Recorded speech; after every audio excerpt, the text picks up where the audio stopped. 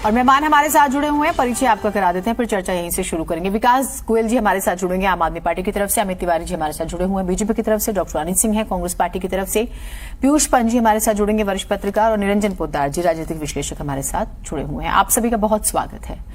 इस बात की है निरंजन पोद्दार जी कि क्या वित्त मंत्री के आदेश को भी वित्त सचिव नहीं मानेंगे, यानी कि वो जो अधिकारियों और सरकार के बीच की लड़ाई है वो एक बार फिर से सामने आ गई है?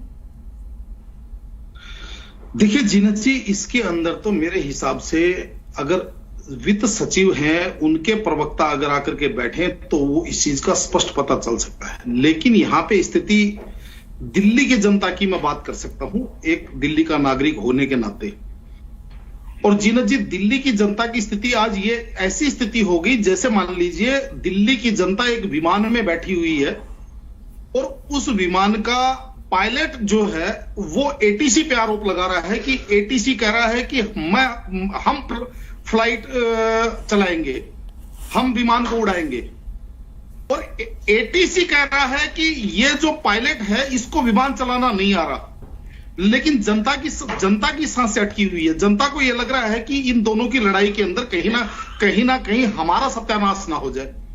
जीनत जी देखिए, मुझे यह चीज समझ में नहीं आई कि मेरा मामचंद सुच्चा, तुम्हारा मामचंद लुच्चा, ये जो राजनीति है पिछले 9 साल से देख देख करके जनता तो पक गई है, यानी कि जनता या हम लोग तो पक गए हैं। अब ये कर करके पके हैं या नहीं पके, ये चीज अभी तक मेरे चीज समझ में नहीं आई। जीनत जी, आप मुझे एक बात बताइए, अगर हम दिल्ली जल बोर्ड की बात करें तो देखिए निश्चित रूप से 2-4 सवाल तो बनते हैं जो इनको जवाब देना चाहिए मेरे हिसाब से। निश्चित रूप से बात अगर ऑडिट की है, देखिए फाइनेंस सेक्रेटरी जो है, वित्त सचिव जो है, वो ये चाहेंगे कि भाई जो पैसा अलॉटेड हुआ है उस पैसे का क्या उपयोग हुआ है, ये सारी की सारी चीजें जो है नियमन के रूप में इस्तेमाल होती हैं। और उसके लिए जो ये कहते हैं ऑडिट एलजी करवा ले, भैया अकाउंट्स ऑफ बुक्स तो जल बोर्ड देगा ना। जो भी संस्थान पैसा खर्च करता है उसकी अकाउंट्स ऑफ बुक्स तो वही संस्थान प्रोवाइड करवाएगा ना, कि हमने ये पैसा फलानी जगह खर्च किया, फिर ढिमकानी जगह खर्च किया। उसके बाद में जो ऑडिटर है या ऑडिट करवाने वाला है वो तो ये चीज देखेगा कि पैसा सही जगह खर्च हुआ है या इसके अंदर कुछ ना कुछ झोल है। लेकिन यहाँ पे बुक्स ऑफ अकाउंट्स भी तैयार नहीं है। मेरे पहले जो भारतीय जनता पार्टी के प्रवक्ता हैं तिवारी जी, वो ये चीज बता चुके हैं, मैं उस चीज को दोहराऊंगा नहीं कि किस तरीके से ये मामला न्यायालय में गया और न्यायालय में जाकर के 2021 के अंदर ये जवाब दाखिल किया गया जल बोर्ड के अधिकारियों के द्वारा कि भाई हम इस अकाउंट्स ऑफ बुक्स तैयार कर रहे हैं।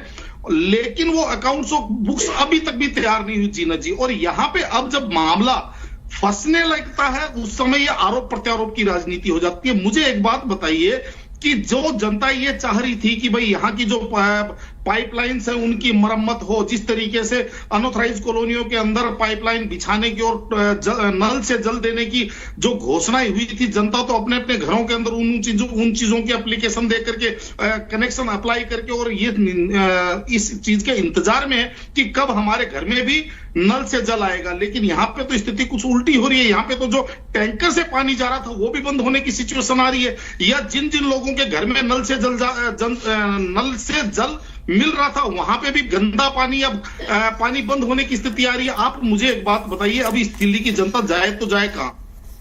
निश्चित रूप से देखिए, जिस तरीके से अभी अनित सिंह जी ने कहा कि आज जनता इस चीज को आज ही जा चुकी है। इससे पहले भी सरकारें रही हैं दिल्ली के अंदर, इतर सरकार केंद्र के अंदर इतर सरकार, अलग अलग पार्टियों की सरकारें रही हैं, लेकिन ऐसा झगड़ा तो कभी भी नहीं हुआ।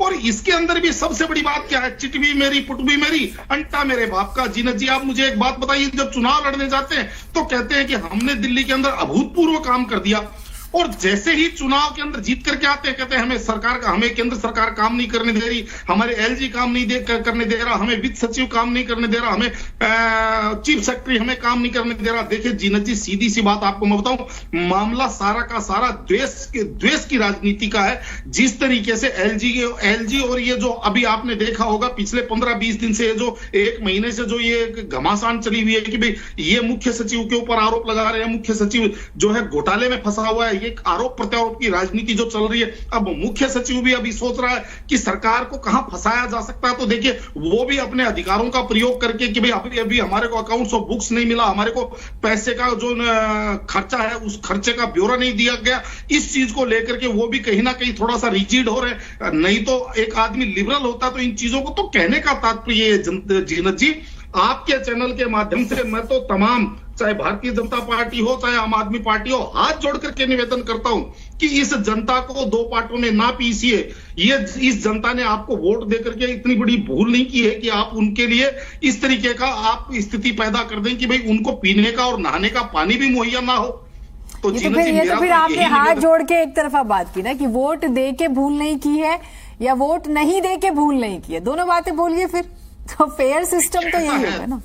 मेरा आप तात्पर्य गलत मत निकाला कीजिए। मेरा नहीं, मैं गलत नहीं निकालती सर, मैं नहीं, आप प्लीज आप नहीं लोकसभा के अंदर बीजेपी नहीं निश्चिंत रहे आप। सुनिए, मैं किसी का कोई मतलब नहीं निकालती। मैं खुदार जी देखिए ऐसा है, ये सुविधा की राजनीति हो रही है। केवल एक समय में ये कह देते हैं कि सारी की सार जो दिल्ली का प्रभुत्व काम होता है, यानी कि अगर जैसे अब G20 के ऊपर मामला चला था तो उस टाइम दिल्ली के सौंदर्यकरण को लेकर के इनके बीच में लड़ाई छिड़ी हुई थी श्रेय की। वो कह रहे थे कि हम कर रहे हैं, अब ये कह रहे हैं कि हमें दिल्ली सरकार के सचिव और मुख्य सचिव और वित्त सचिव हमें काम नहीं करने दे रहे, LG हमें काम नहीं करने दे रहे, हमें पैसा नहीं दे रहे। और दूसरी तरफ जीनत जी, जब भी कोई मामला आता है पोल्यूशन के मामले में, आप देखिए मेरे साथ दिल्ली के कम से कम 5 लाख लोगों को एक पीड़ा है, बहुत जबरदस्त पीड़ा है। और वो क्या पीड़ा है, ग्रेड 4 लागू हुआ तो BS4 डीजल और BS3 पेट्रोल गाड़ियां इन्होंने बंद कर दी थी और साथ में ट्रक और बसें बंद कर दी।